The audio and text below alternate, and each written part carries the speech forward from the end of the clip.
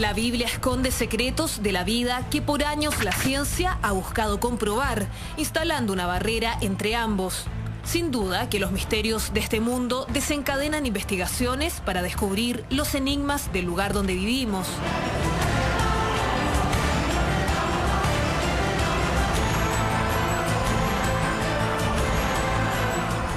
¿Es plana la Tierra? Al menos esa fue la postura que por años mantuvo la Santa Escritura, asegurando que tiene 4 esquinas y que está de pie sobre 4 pilares que le impiden temblar.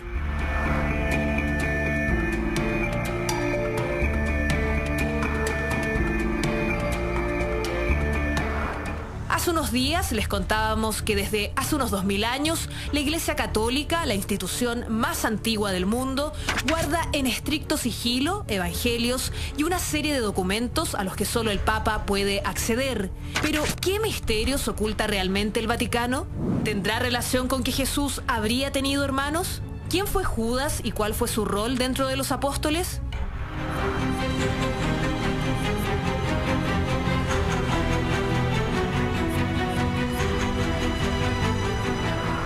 Durante siglos se han levantado distintas teorías conspirativas sobre información valiosa que podría estar oculta en la Santa Sede. Hoy descubriremos algunos enigmas y misterios en torno a la Iglesia Católica junto a Dr. File. Ya lo planteaba la nota, ¿Cristo tuvo hermanos? ¿Quién fue realmente Judas? Pero arrancamos quizás con la pregunta más cotota de todos, Dr. File. ¿Quién creó el universo? ¿Fue acaso Dios? ¿Qué dice la Biblia? Bueno, la Biblia en el Génesis dice que efectivamente Dios es el creador del universo, es el creador del cielo y de la tierra. Esta es una doctrina que se fundamenta sobre todo en lo que es la creación ex nihilo, es decir, antes no había nada y Dios saca el universo desde la nada. Esa es la doctrina católica por excelencia. De la nada. De la nada, ¿ya? Por lo tanto, eso es lo que se plantea. En el origen estaba Dios y crea el universo. La ciencia dice otra cosa. Y aquí está el punto, porque lo primero, para ir al grano sobre estos grandes disyuntivas y quizá las más grandes polémicas sobre este tema entre ciencia y Biblia, como tú lo decías.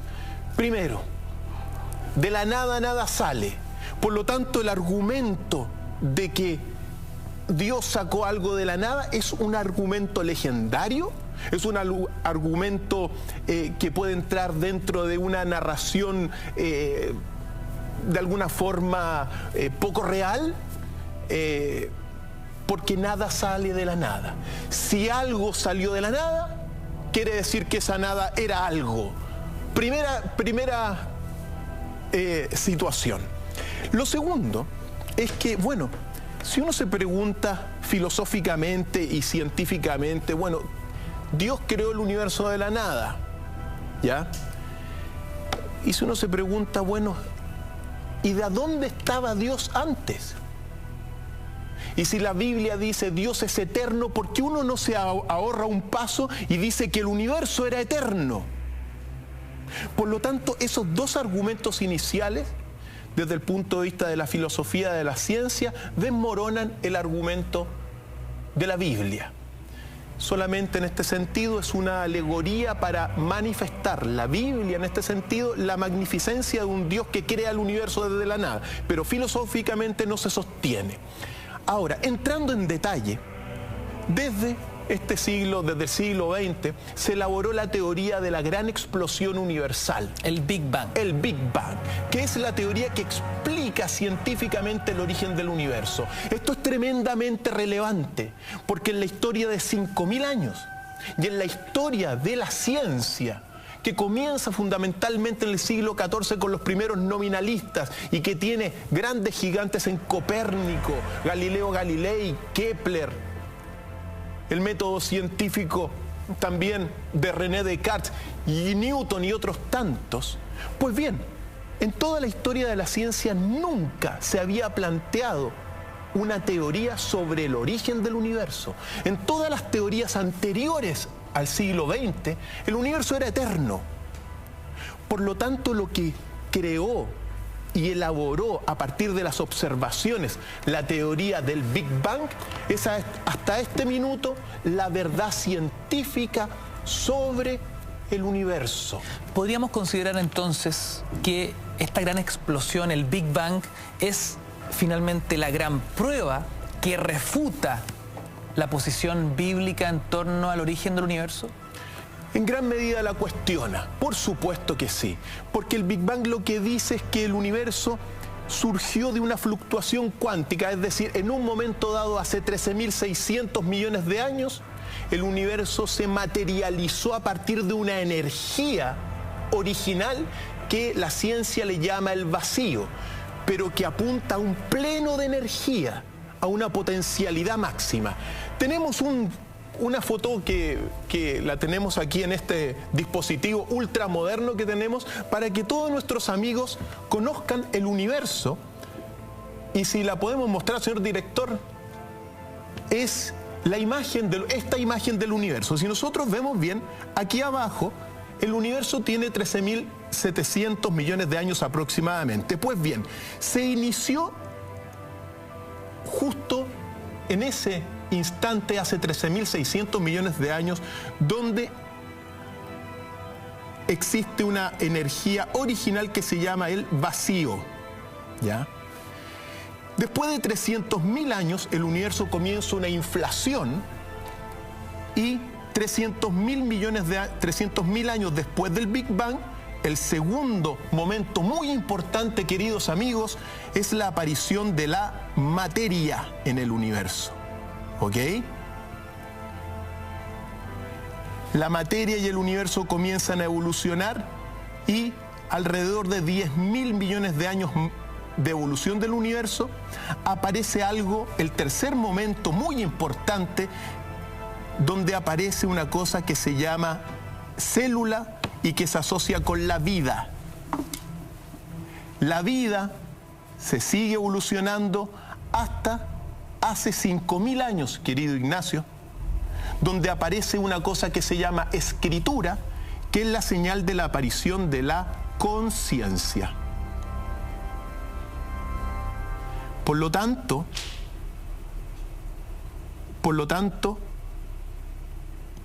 el universo tiene 13.600 millones de años aproximadamente y ha pasado por 4 grandes estados macroevolutivos. El vacío inicial, que es un pleno energético, la materia, la vida y la conciencia. Estos 4 saltos, estos 4 momentos del universo son saltos indemostrables o saltos evolutivos. Doctor Feil, para poder enfrentar ambas posiciones, ¿no?, e intentar entender de cierta forma lo que postula la Biblia, ¿es que acaso esa nada de la cual hablábamos se asemeja al vacío? No.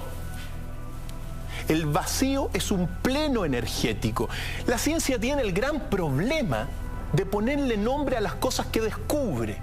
Entonces, queriendo reflejar la plenitud de la energía, porque el vacío es la más poderosa de todas las fuerzas del universo. Entonces, en palabras bastante simples, cuando uno abre una puerta y ve una pieza llena, no puede hacer nada, pero si la ve vacía, uno tiene la potencialidad de hacer cualquier cosa. Por lo tanto, el vacío apunta a un pleno energético. De la nada, nada sale. Del vacío sale nuestro universo. Y ha generado una evolución de 13.600 millones de años, donde ha pasado por estos 4 grandes estados macroevolutivos del universo: el vacío original, la materia, la vida y la conciencia.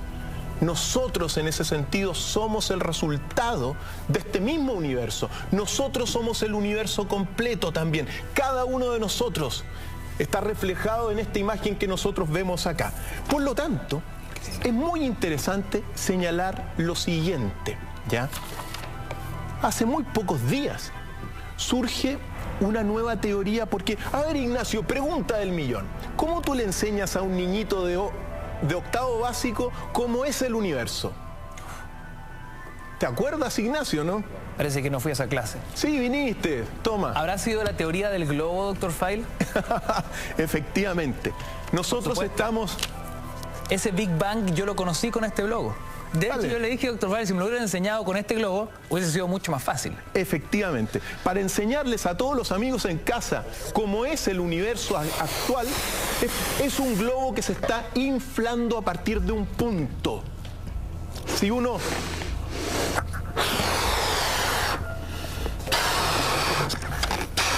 uno pone las estrellas y los planetas y las galaxias y las dibuja y las comienza a inflar, todo se está alejando de nosotros a partir de un punto. Esta es la forma más didáctica de poder enseñar el universo. Seguimos en Mentiras Verdaderas. Si tú comentas con nuestro hashtag abierto, Dr. File MB, @mentiraslarred. Aclarado este punto, Dr. File, seguimos en este enfrentamiento entre la ciencia y la fe. La Biblia versus el conocimiento científico. Lo planteaba la nota y la verdad entendemos que esta ha sido una discusión resuelta hace ya muchísimos años, siglos. Lo planteamos porque es interesante ver qué dice la Biblia versus la ciencia. ¿Es la Tierra plana? Pues bien, en la Biblia hay más de 6 pasajes donde se sostiene que la Tierra es plana. Está escrito en Samuel que Jehová colocó las columnas, digamos, la Tierra sobre unas columnas. Y en muchos pasajes aparecen que tenía 4 esquinas, 4 grandes lados de la Tierra, dando la visión de un mundo plano. Solamente, al menos desde lo que yo encontré, solamente hay un pasaje en Isaías que aparece diciendo, Él está sentado sobre el círculo de la tierra. Pero si uno compara a Isaías con más de 7, 8 pasajes sosteniendo que la tierra es plana, es un examen que no pasa la Biblia en ese sentido, sosteniendo la tierra que es plana. Ahora, esta visión de la tierra plana proviene precisamente de las bases prejudías, que son las bases de Mesopotamia, porque en Mesopotamia y en Sumeria antigua, 3000 años antes de Cristo, se pensaba que la tierra era plana. Así es. Por lo tanto, en este sentido, la Biblia no pasa el examen sosteniendo que la tierra es plana. Esos son pasajes que no son consistentes con la verdad científica. Es ahí donde estaba toda esta mitología, ¿no? Donde los barcos perdidos caían en un sinfín, como lo que estamos viendo, justamente. Así es. Los barcos perdidos caían en un sinfín producto de una tierra plana, y ese hecho, ¿no?, comprobaba que así era. Así es. Todos se la creían. Todos se la creían, y hay pasajes. ¿Quién encerró con las puertas el mar cuando se derramaba saliéndose de su seno? Pasaje de Job. Entonces, de alguna forma, junto con Colón y con Francisco de Magallanes y Sebastián Elcano, sobre todo, fueron los que probaron de alguna forma popularmente la cristiandad de que la tierra era redonda. Me imagino que la teoría correcta originalmente fue tildada de aberrante. Por supuesto que sí, pues. Ahora, todos los griegos, me refiero a toda la filosofía griega antigua del siglo II, III, junto con Eratóstenes, particularmente con Eratóstenes, que fue el primero que comprobó científicamente que la tierra era redonda cuando puso una vara en Asuán, que cuando en el solsticio caía el sol vertical, y otra vara la puso en Alejandría, y al darse cuenta que en Alejandría generaba una sombra, pudo calcular bastante, con mucha precisión, en el siglo II a III, que ya la tierra era redonda. Entonces, eso es consistente con los datos científicos que hoy día tenemos, porque todos los satélites que vemos en pantalla nos muestran, bueno, nos van a mostrar una tierra efectivamente redonda. Pero la pregunta va un poco más allá, porque hoy día les vamos a mostrar a todos los amigos realmente cómo es la Tierra. A ver. La Tierra, según el mapa magnético, el mapa gravitatorio de la Tierra, es este. Es decir, la Tierra aparece como una especie de papa. Claro. Con muchas... Bueno, ¿cómo lo estamos viendo en pantalla? Este es el resultado del modelo científico. Con distintos volúmenes, texturas, no es una esfera perfecta por ningún motivo. Claro, parece hasta de plasticina eso. Esto es lo que se llama el mapa gravitatorio de la Tierra, del satélite GOCE de la NASA. Qué increíble esto. Entonces, en realidad, la Tierra es más o menos como vemos en pantalla científicamente. No es una esfera perfecta, también no es una, digamos, esferoide ovalada, sino que parece una papa, de alguna forma, según este mapa, que es el último mapa que tenemos respecto de la ciencia, pero que quede claro cómo ha ido cambiando. La Biblia, al sostener que la Tierra era plana, recuerda los pasajes de Sumeria y de Mesopotamia, pero no es consistente con la ciencia, ni siquiera con los datos de Eratóstenes del siglo II a III y de la filosofía griega. Entonces, así es, pero así es la Tierra como la vemos, y ese punto azul es precisamente el lugar donde está el Jardín del Edén, por cierto, que es la isla de Ceilán, que ya vamos a llegar a ese tema. Qué reveladora imagen, Dr. File. Así es, pues. Jamás nos habríamos imaginado que así efectivamente era nuestro planeta. Mucho más imperfecto de ese círculo precioso al cual estamos acostumbrados a ver. De un punto azul pálido como se ve desde la estratosfera y más allá. Pero el modelo científico gravitatorio de la Tierra es este. Así que, para que vayamos precisando los conceptos y mirando en detalle estas maravillas de la ciencia, porque nosotros estamos hoy día, querido Ignacio, viviendo una verdadera revolución científica que está cambiando las creencias, sobre todo de muchísimos jóvenes. Porque cuando uno hace clases en las universidades o en la academia, a uno le preguntan, bueno, ¿cuál es el origen del universo? Y si alguno, mira, mi papá me dijo que Dios creó el universo.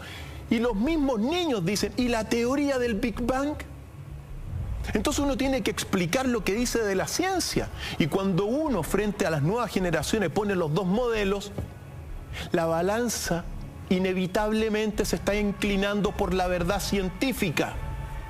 Por eso estamos en una verdadera revolución científica que comenzó en gran medida con Albert Einstein, con la relatividad general, y que no ha parado. Y en este mundo, en esta sociedad decadente en sus humanidades, donde tenemos la religión mala, donde tenemos la economía pésima, la educación, la política, qué decir, la antropología mala, la ciencia aparece como una especie de salvavidas en un mundo donde las humanidades se están hundiendo. La ciencia está trayendo verdad, pero una verdad que no depende de la autoridad de nadie, sino que depende de los datos científicos y de una comprobación que cualquier persona puede hacer. Por lo tanto, así ha avanzado la ciencia y así nos ha ido entregando verdad. La ciencia, queridos amigos, ha ido avanzando de verdades en verdades, de verdades menos explicativas, como la teoría de Copérnico, a verdades más explicativas, como la teoría del Big Bang y también la teoría naranja, que es el último modelo científico del universo. Y así como al principio se pensaba que era plana, después era una esfera, después era una especie de óvalo, ahora sabemos que la Tierra tiene, bueno, la superficie que nosotros vimos. La comparación, claro, es mucho más exacta o más parecida a una papa que a una circunferencia perfecta. Así es, esto es. Y fíjense, los lugares, ese lugar azul, a ese lugar azul los vamos a llevar en un ratito más a todos los amigos en casa, porque ese es el lugar donde está y donde estuvo, desde mi punto de vista, el Jardín del Edén. Pero eso es tema de un ratito más, ¿no? ¿Verdad? Dr. File, seguimos avanzando y es muy interesante entender la medición que ha hecho el ser humano en cuanto al tiempo. ¿Cuál tiene que ser entonces el calendario correcto, el calendario más exacto, el calendario más preciso para la medición del tiempo? Ignacio, esto es quizá el tema más relevante en la actualidad, porque nosotros estamos regidos por un calendario gregoriano que se impuso en Occidente y en toda la cristiandad en 1582 por el Papa Gregorio XIII. Ese Papa instaló el calendario que hoy día tenemos, un calendario que divide al año en 12 meses de 30 y 31 días, más un año bisiesto cada 4 años. Es decir, febrero en vez de 28 días tiene 29 días cada 4 años, ¿ya? Pues bien, esto es tremendamente relevante. ¿Por qué? Porque esta visión del tiempo rige nuestra vida. Que rige nuestra vida. Es una visión del tiempo que concibe el tiempo como una línea recta. Una línea recta donde es propiamente antinatural. ¿Por qué? ¿Por qué? Porque científicamente nosotros estamos en un tiempo... Mira, científicamente hay muchos tiempos, es verdad, y el tiempo es relativo, pero el tiempo de la Tierra, el tiempo geológico, el tiempo de la naturaleza, el tiempo donde vives tú, donde viven los amigos en casa y donde viven los animales, es un tiempo espiral. Porque se vive en un tiempo errado. La sociedad occidental está equivocada en el tiempo. Y la Biblia está equivocada en el tiempo y el papado y el Vaticano está equivocado en el tiempo lineal. Cuando yo escucho en la radio, en la televisión, al mismo entrevistado que estaba recién en la entrevista verdadera decir que se necesitan grandes cambios políticos. El principal cambio político, si se quiere tener esperanza para salvar el medio ambiente, es el cambio del calendario. ¿Cómo vamos a tener una sociedad sana si estamos desincronizados del tiempo? Y estamos viviendo en un tiempo artificial, descoordinado, que no reconoce los ciclos de la naturaleza, que nos provoca una angustia frente al paso del tiempo. Por lo tanto, ojo, Occidente tiene la visión lineal del tiempo, un error. Al Papa Francisco que me escuche, que cambie el calendario.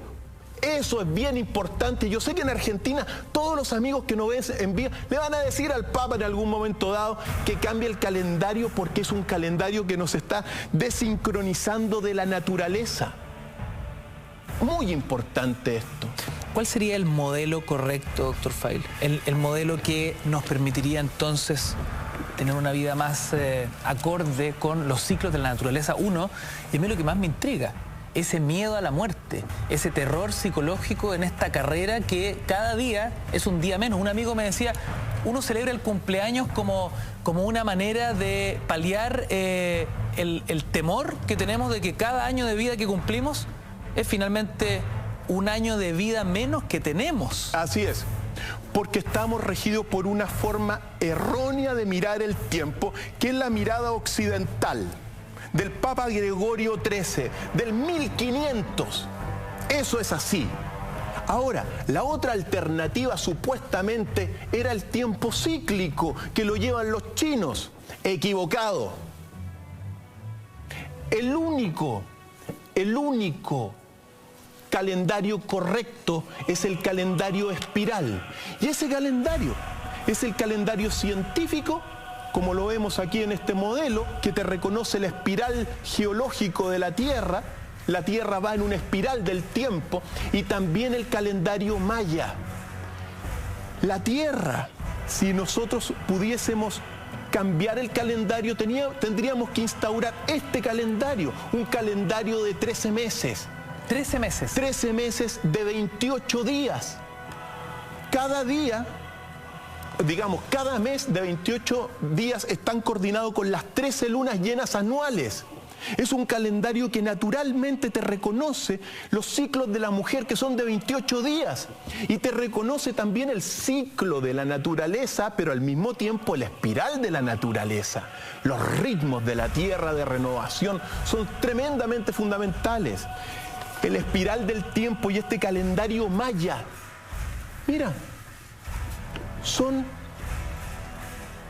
Por ejemplo, la frecuencia del tiempo. Todos los meses comienzan un domingo y finalizan un sábado. Es necesario cambiar el calendario. Cuando yo escucho que todos se necesitan grandes cambios en la estructura de la sociedad, el primer cambio de estado que hay que hacer es el cambio del calendario. Espero haber sido bastante claro para que todos los que están pensando en un mundo mejor, que son muy pocos, apenas hay uno creo que está pensando en un mundo mejor, que cambien el cambio del calendario es fundamental. Increíble. Así que bastante revelador. Sí, el tiempo correcto es el tiempo espiral. Y ese tiempo espiral lo lleva el calendario maya y el calendario científico. Y no el gregoriano. Y no el gregoriano, que nos está destruyendo y que está justificando la destrucción del medio ambiente. He dicho. Dr. Feil, seguimos avanzando en este ejercicio sin concesiones, donde enfrentamos la ciencia, el conocimiento científico con la Biblia, con la fe.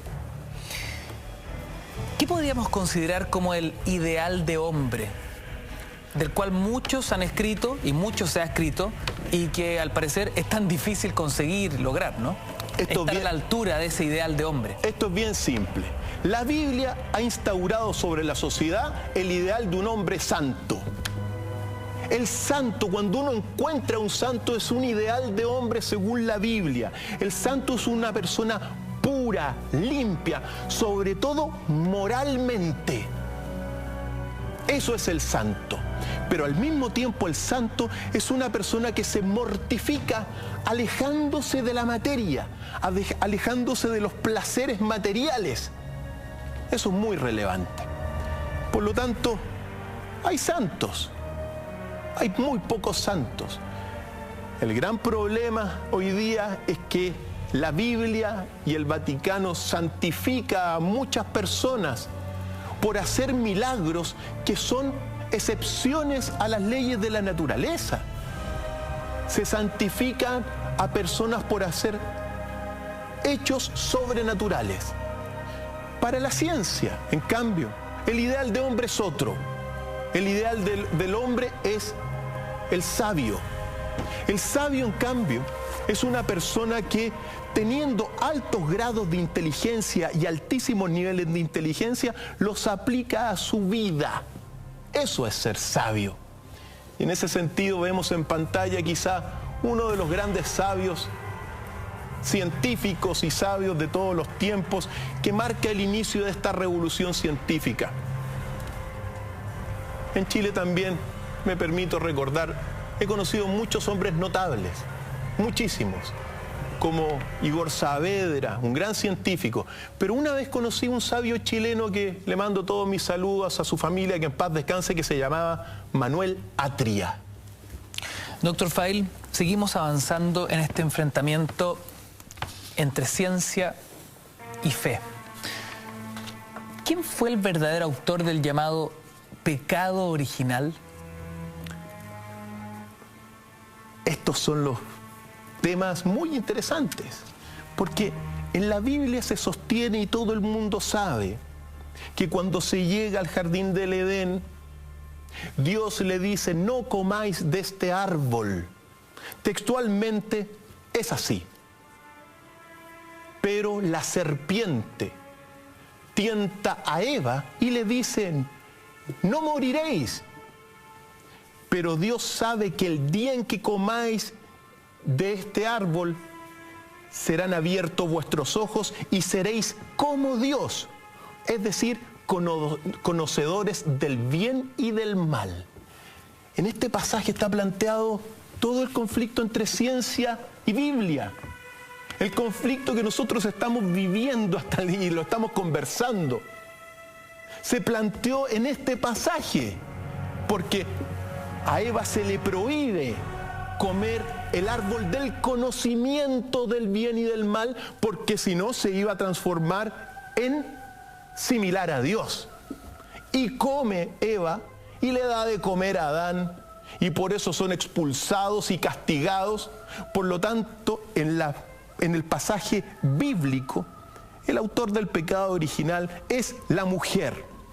Y eso, por cierto, ha justificado un machismo exacerbado, el menosprecio de la mujer durante miles de años.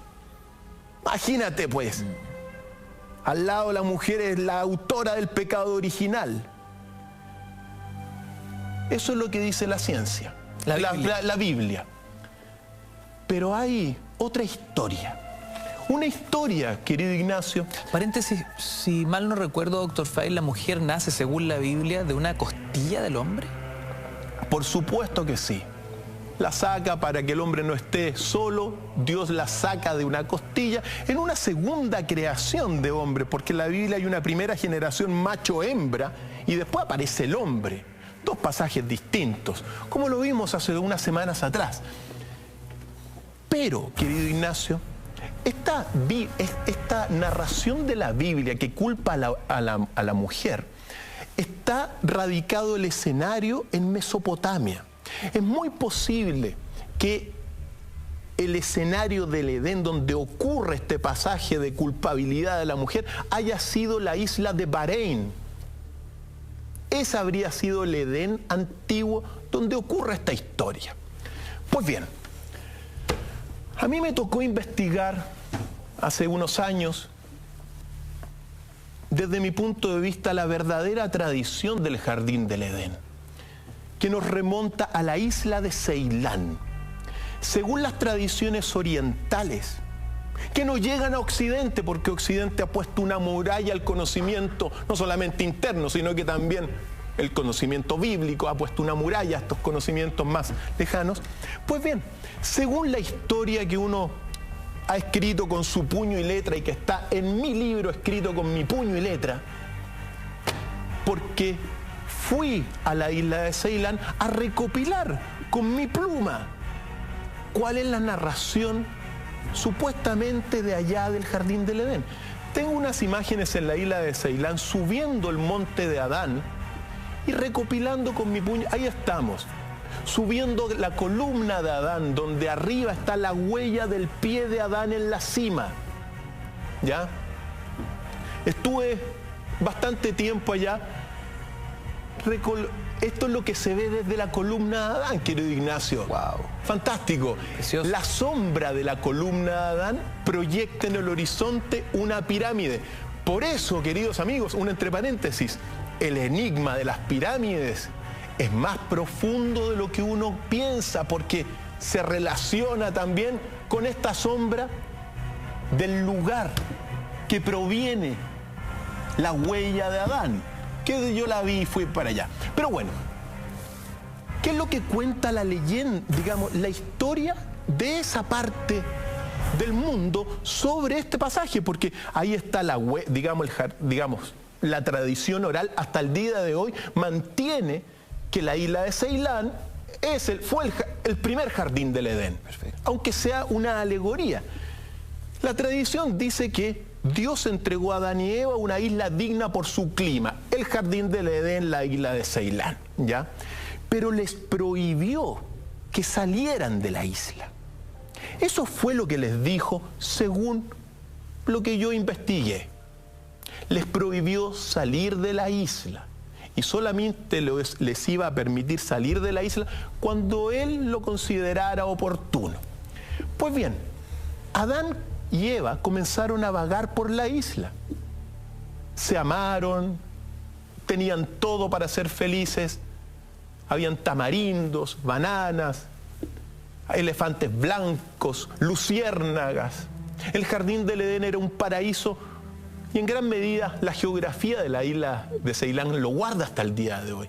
Todo el té de Ceilán viene de allá, por cierto, para que no se olvide la gente. Pues bien, un día caminaron hacia el noroeste de la isla, donde Adán y Eva encontraron una especie de pasaje, digamos, unas pequeñas columnas, y mostraban enfrente lo que es la actual sur de la India, ¿ya? Y bueno, y miraron, y Adán vio un paraíso también al otro lado, y le dijo a Eva: vamos a ese lugar, y si es mejor que este, plantaremos ahí nuestra tienda. Y Eva le dice: no, no vaya a ser que Dios se enoje.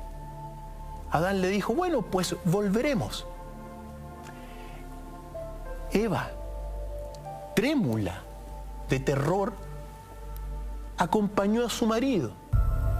Adán puso sobre sus hombros a Eva y comenzó a cruzar el objeto de sus deseos. Al pisar sus pies en tierra, toda la vegetación que había al otro lado se acabó. Era un espejismo suscitado, según la tradición, por el espíritu del mal. Por lo tanto, en el pasaje y en esta tradición oriental de la isla de Ceilán sobre el jardín del Edén, viva hasta el día de hoy en la oralidad de todos allá, el autor del pecado original es el hombre. Producto de su codicia. Producto de haber querido ir al otro lado cuando Dios le había dicho no. Y ojo, porque cuando cruzan, el hombre cae, todo se derrumba y Adán comienza a llorar, según esta tradición. Eva le dice, no llores, mejor elevemos la oración al Dios que nos escucha. Y según esa tradición, Dios les da otra oportunidad a ellos por los ruegos de Eva. Y le dice a Eva textualmente, Eva, tú no has pecado más que por amor a tu marido que te había enviado a amar. Te perdono a ti y a él por tu oración, pero nunca más pisaréis el paraíso que os había dejado. Por lo tanto, en esa tradición oriental, el culpable es el hombre. Que seguimos avanzando esta noche. ¿Tuvo hermanos Jesús, Dr. File? Es una pregunta que me había hecho la otra vez, ¿te acuerdas? Y que quedó en tela de juicio. ¿Qué dice la Biblia en torno a la familia de Jesucristo? La Biblia hay dos pasajes, en Marcos y en Mateo, que habla de los hermanos, nada más. Y habla y sostiene que tuvo 4 hermanos, Santiago, Joseto, Judas y Simón. Y deja entender en una pregunta que también habría tenido hermanas. Porque dice en Mateo, ¿no viven sus hermanas todas aquí también?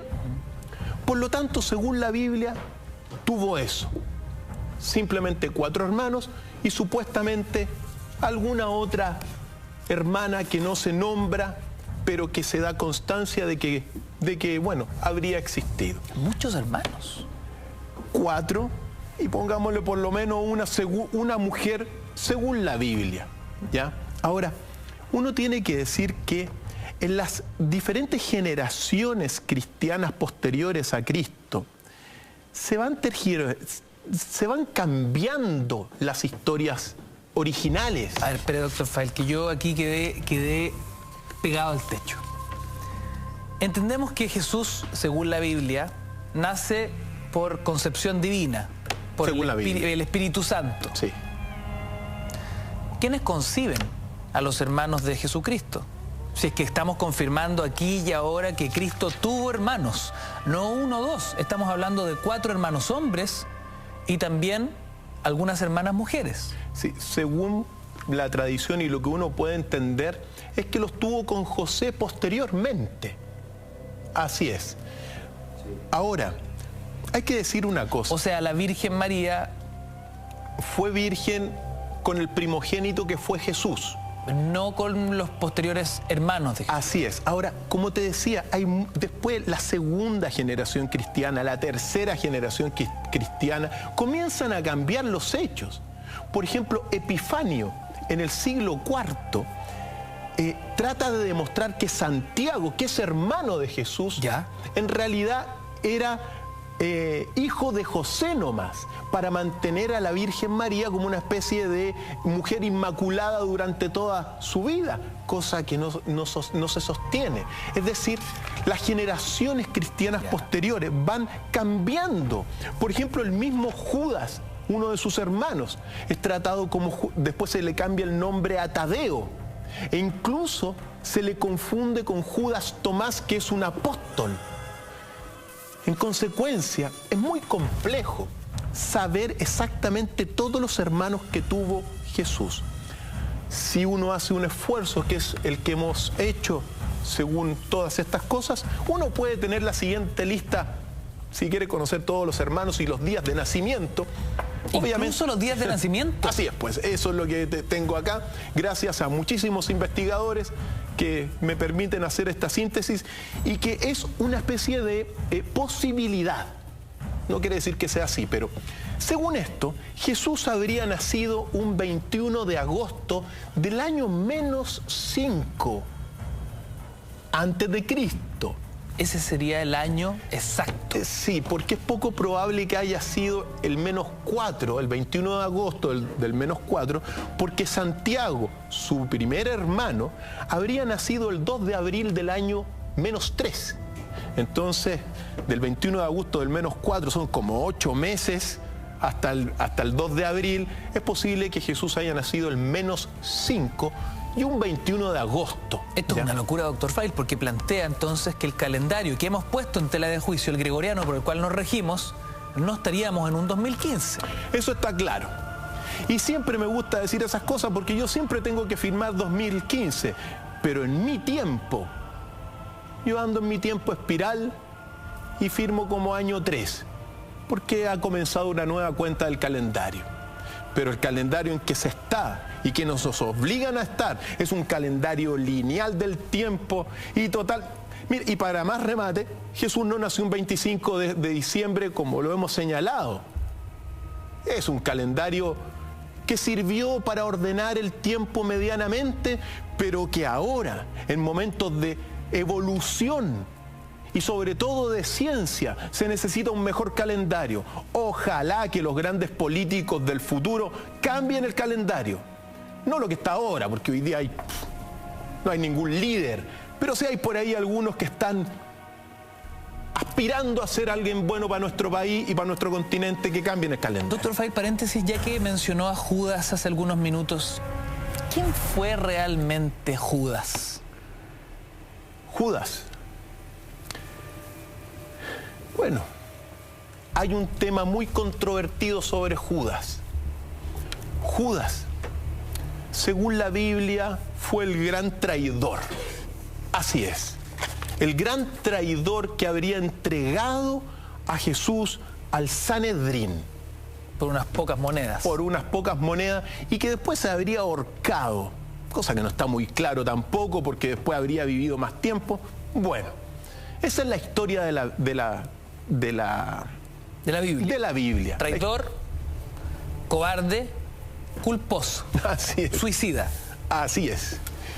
El único que acompaña al diablo en el infierno es el pobre Judas. Así es. La encarnación del mal. Judas y el diablo son las dos figuras más malas del cristianismo. Mira. Según la tradición. Pues bien, ¿qué dice la ciencia? La ciencia ha descubierto, afortunadamente, hace muy poco, posiblemente en 1978, Ignacio. Muy poco, un año antes que yo naciera. Un año antes, descubrió este texto que tengo en mis manos traducido, que es el Evangelio de Judas. Un evangelio que fue escrito entre el 140 a 180 después de Cristo. Y lo que hace este evangelio, sea lo que haga, y que es tardío, pero no es tan tardío, compadre. Mira, ningún evangelista de los 4 evangelistas conoció a Jesús. Ninguno. Para que todo el mundo en casa les quede muy claro eso. O sea, ninguno, ni Marcos, Mateo, Lucas y Juan, ninguno conoció a Jesús personalmente. Es así, y eso está ahora afortunadamente comprobado. Comprobadísimo. Son muy posteriores. E incluso el evangelio más cercano a la vida es el evangelio de Tomás, que es un evangelio gnóstico según los cálculos últimos. El evangelio de Tomás es el más antiguo de todos los evangelios, un evangelio no reconocido por la iglesia. Entonces, Bueno, pero como sabemos hoy día hay 80 fuentes, más de 80 fuentes de evangelios sobre Jesús. Pues bien, este autor lo que hace es de alguna forma rescatar de esas profundidades del infierno al Judas y lo plantea según lo que uno puede leer de estos textos antiquísimos, porque estamos hablando de un texto que tiene 1800 años, Ignacio. En un pasaje dice, Jesús les dice a los apóstoles, ¿realmente me conocéis?, les pregunta. En verdad os digo, nadie entre ustedes me va a conocer. Les dice a todos los discípulos. Y de entre todos los discípulos, el único que se levanta es Judas. Y le dice, yo sé quién eres y de qué lugar has venido. Pero yo no soy digno de pronunciar el nombre del que te envió. Jesús se percató de que Judas estaba pensando cosas excelsas y le dijo, apártate de ellos, Judas. Yo te revelaré los misterios del reino. Tú puedes alcanzarlos, pero puedes también sufrir mucho, pues otro ocupará tu lugar a fin de que los 12 discípulos se completen ante su Dios. Entonces, lo que plantea el Evangelio de Judas es que el que mejor conoció a Jesús fue Judas. Y el otro que conoció, no lo plantea acá, pero según estas relecturas que hoy día tiene con la otra persona que conoció sobre todo la doctrina de Jesús fue María Magdalena. María Magdalena y Judas, según esto, los que más conocieron la doctrina. Increíble, justamente los dos personajes más despreciados por la Biblia. Así es, los más despreciados. María Magdalena, quizá la mujer que ha sido víctima de la mayor propaganda contra ella.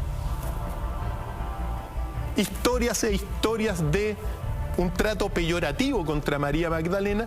Pues bien, algo parecido. Doctor Feil, brevemente, ¿quién fue María Magdalena? María Magdalena, pues bien, habría sido, en palabras bastante simples, la esposa de Jesús. Habría sido la mujer, la que él amaba por sobre el resto. ¿Y por qué la tradición la pone en el espacio de una mujer de vida fácil? Se me olvida en este minuto el papa que fue, pero puede ser un Gregorio I, puede ser. El que simplificó todo, todas las Marías las metió en un saco de la Biblia, dijo, esta es María Magdalena, la prostituta, esta es María Magdalena. O sea, juntó muchas Marías de la Biblia en una María, en María Magdalena. Pero María Magdalena no habría sido la misma María la adúltera. Fue un papa, ya me voy a acordar, creo que fue Gregorio I, padre de la iglesia, creo, que el que une todas las Marías en una. Doctor Feil, a la vuelta vamos a entender y descubrir quién fue realmente Jesús. ¿Un revolucionario? Corte y seguimos con más mentiras verdaderas. Noche de viernes junto a Doctor Feil. Ni se te ocurra desconectarte de nuestra sintonía. Ya volvemos. Sentenciamos la discusión en torno a la figura de Judas. ¿Cómo es posible que la Biblia diga algo tan distinto al Evangelio de Judas? Así es. Los evangelios no son reconocidos. Recordemos que hay 82 evangelios hoy en día y solamente 4 reconocidos. Por lo tanto, es así. Sin embargo, en el Evangelio de Judas, como habíamos señalado, aparece un apóstol que habría entendido mejor que el resto a Jesús y que habría participado también para que, digamos, el destino se cumpla en ese sentido, es decir, participó e hizo las acciones, entregó a Jesús para que el deseo de Jesús se cumpla, que era ir finalmente a la cruz. Otra vuelta de tuerca. Otra vuelta a la tuerca. Por lo tanto, son temas que están ahí, que uno los pone en la mesa y que los textos, como el Evangelio de Judas traducido por Josep Montserrat Torrents, están en las bibliotecas y también en las librerías para que cualquier persona los lea. Son joyas de la literatura de todas maneras por la antigüedad y por los conceptos que hay ahí. Dr. Feil, ¿fue Jesús un revolucionario? Yo me pregunto, ¿quién fue Jesús realmente? ¿Qué dice la Biblia?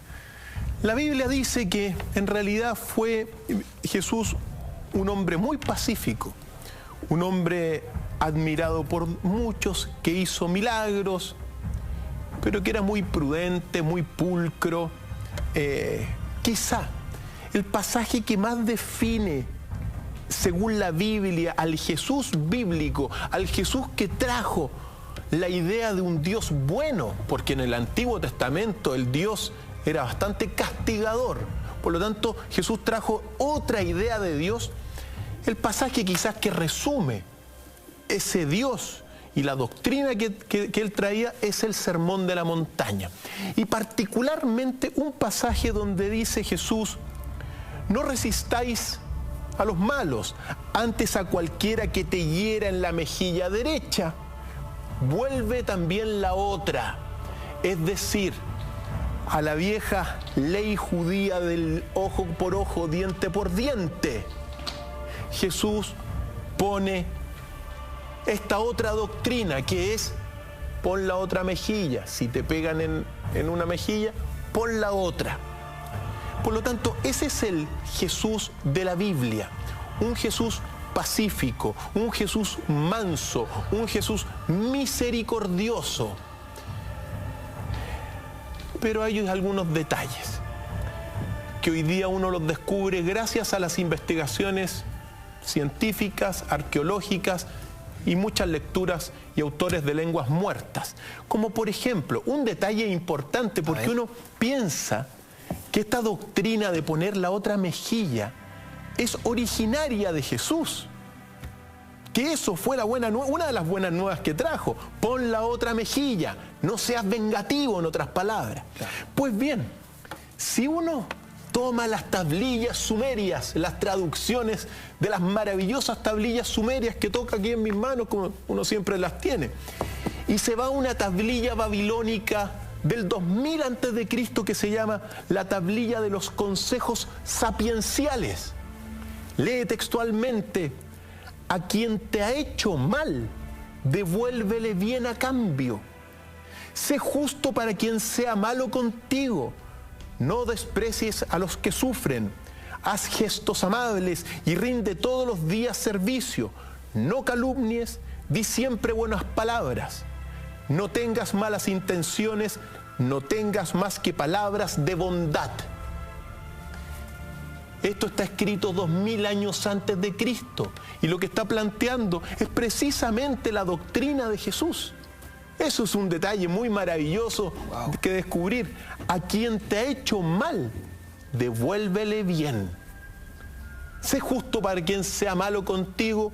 Es, en otras palabras, similar a lo que dice en el Sermón de la Montaña con pon la otra mejilla.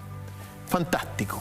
Pero bien, entramos en materia después de esta lectura con respecto de quién fue realmente Jesús. Y uno tiene que decir algunas cosas, por ejemplo. Lo primero que uno tiene que decir es que hay algunos datos muy, siempre son polémicos los datos que uno tiene, pero son el resultado de investigaciones, y nosotros los vamos a poner en la mesa rápidamente. Lo primero, según esta lectura que nosotros vamos a hacer ahora, según los datos que también uno sostiene, Jesús fue un revolucionario, fue un gran filósofo, pero también fue un hombre armado. Un guerrero. Un guerrero.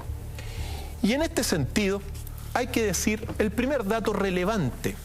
El gran maestro de Jesús en gran medida fue Juan el Bautista, uno de los maestros, pero quien lo bautizó a él.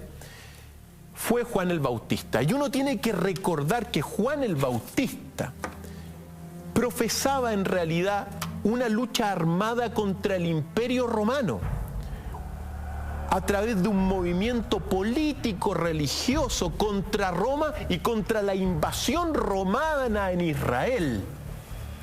Por lo tanto, él bautiza a Jesús y al poco tiempo es decapitado por Herodes Antipas. Entonces, si Juan el Bautista era tan pacífico y fue un gran maestro, ¿por qué fue decapitado, pues? Primer antecedente muy relevante respecto de esta lectura de este Jesús revolucionario, ¿ya? El segundo pasaje muy relevante y que todos lo tienen que recordar es cuando Jesús llega al templo de Jerusalén y entra, bueno, y pasa a echar a la banca que había ahí, a los comerciantes, los saca del templo en una acción tremendamente violenta. Exacto, un Jesús iracundo como nunca antes lo habíamos visto, ¿no? Así es. Pues bien, en este sentido, uno tiene que decir, y hemos visto el pasaje de cómo es el templo de Jerusalén, y también el Sanedrín y toda la, digamos, la jerarquía judía tenía guardia al templo. Entonces no era cosa de llegar una persona con 12 discípulos supuestamente y entrar, porque la guardia le cae encima y si no tenían armas les pasan encima, y también los comerciantes. Por lo tanto, si Jesús entró al templo y cometió esa acción, quiere decir que venía muy bien equipado y con mucha fuerza. Por lo tanto, sostiene que también al menos venía acompañado de un grupo muy numeroso. Doctor Feil, breve interrupción para recordarle a nuestros amigos en casa que sigue en pie nuestro concurso, como todas las noches de viernes, donde te puedes llevar nuestros libros, gentileza de Editorial Universitaria. Señor director, la pregunta de hoy dice así. Ahí está, ¿cuántas lunas llenas hay en el año? Si crees que son 13, retuitea. Si crees que son 12, favoritea. Ya tenemos 537 retweets versus 62 favoriteos. Suma y sigue. Increíble la participación de nuestros amigos que en poquitos minutos empiezan a manifestarse en nuestra cuenta Twitter, @mentiras_la_red,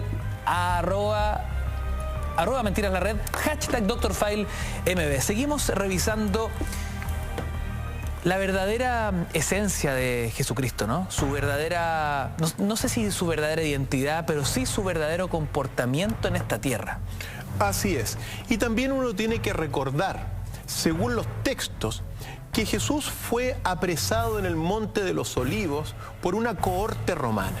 Una corte romana al mando de un tribuno, es decir, de un oficial romano.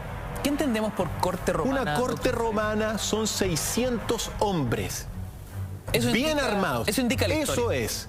No estoy diciendo que hayan llegado 600 hombres, pero sí llegó una corte. Pudieron haber sido 100, 200, qué sé yo. Pero según los textos fue una cohorte romana. Y una corte romana al mando de un tribuno, es decir, de un oficial. Entonces, si eran 12, que no estaban armados, que eran pacíficos, ¿por qué mandan a una corte romana?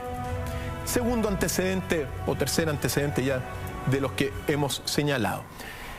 En el Monte de los Olivos, por ahí, hay un pasaje en Lucas que dice lo siguiente, Jesús. Pues ahora, dice Jesús, el que tenga bolsa, que la coja, y lo mismo que la alforja. El que no tenga, que venda el manto y que se compre una espada. ¿Por qué Jesús está diciendo que vendan el manto y que compren una espada? ¿Para qué? Detalles fundamentales sobre este episodio fundamental. Claro, comprar un arma para usarla, para defenderse. Y lo dice. Y uno tiene que recordar que así como Juan el Bautista era un esenio, Jesús y Juan el Bautista estaban en la esfera de los macabeos. Los macabeos de Galilea era en realidad un grupo armado contra el Imperio Romano invasor de Israel. Estos macabeos después desaparecen y aparecen los celotes en el 66 como grupos armados. Pero antes del 66 y en esta época, digamos, de Cristo, el grupo armado contra el imperio eran los macabeos y Jesús venía de esta esfera. Otro pasaje muy importante también, cuando narra que va a esta corte romana a apresarlos, les dice Jesús, le preguntan, uno de los dice, Señor, acometemos con la espada. Y en otro pasaje, uno de los que estaba con Jesús alargó la mano, sacó su espada, golpeó al siervo del sumo sacerdote y le cortó una oreja. Eso está también graficado, que era Simón Pedro, que saca su espada y tira a matar. ¿Por qué si eran tan pacíficos? Se describen estos actos de violencia. Se describen estos actos de violencia. ¿Por qué Santiago y Juan también, que son dos discípulos importantísimos de Jesús, Jesús les pone de sobrenombre Boanerges, que significa los hijos del trueno? Es decir, si eran un grupo tan pacífico, ¿por qué les pone los hijos del trueno? Detalles que hay que pensar. Y también, para ir cerrando este capítulo, y algunos detalles fundamentales. Uno tiene que recordar que la crucifixión, como lo hemos señalado más de alguna vez, se le imponía solamente a los culpables de sedición contra el Imperio Romano. Por lo tanto, lo que estoy sosteniendo y lo que sostiene este pasaje es que Jesús fue condenado a mors agravata o muerte agravada por el delito de sedición contra el imperio. Esto no exculpa necesariamente a toda la jerarquía judía del templo, porque Jesús tenía tres enemigos: el diablo, el imperio romano y la jerarquía del templo de Jerusalén, que estaba en gran medida coludida con el imperio romano.